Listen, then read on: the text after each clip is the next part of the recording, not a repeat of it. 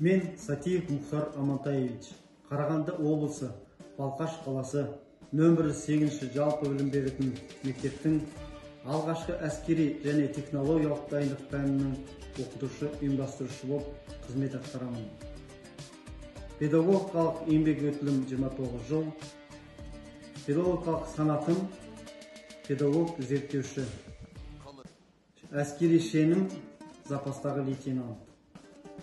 Мектептің жалпы бағыты оқушыларға білім беріп қана қоймай, әскери патриоттық тәрбие беру болып табылады. Мектебімізде 5 жас сарбаз сыныбы білім алуда. Олар 5-Ә, 6-Ә, 7-Ә, 8-Ә және 9-Ә сыныптары. Мектебімізде патриоттық тәрбиеге байланысты отан қорғау және отан қорғаушы болып қызмет атқару шараларына оқушыларымыз өздерінің болашақта отан қорғаушы ретінде білім алуда.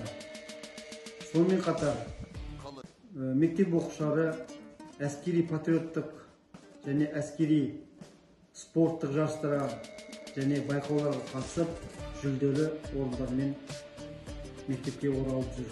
Атап айтсақ, алау, қалқан, ұлан әскери спорттық ойындар, айбын, облыстық әскери спорттық ойындарынан жүлделі орындармен оралған. Сонымен қатар, мектебіміздің түлектері Қазақстан Республикасы қарулы күштерінде, ішкі істер бөлімінде, төтенше жағдайлар басқармасында және ұлттық қауіпсіздік комитеттерінде өздерінің әскери қызметтерін борыштарын өтеп жүр.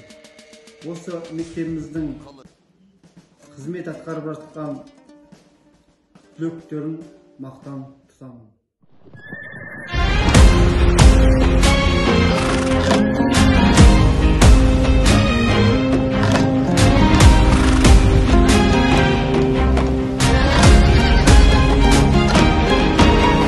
Тамырында қан ойнаған, таңым азатар айланған, тұлпарым бар төс көрлеген, дұшпанына дес бермеген қазақпын.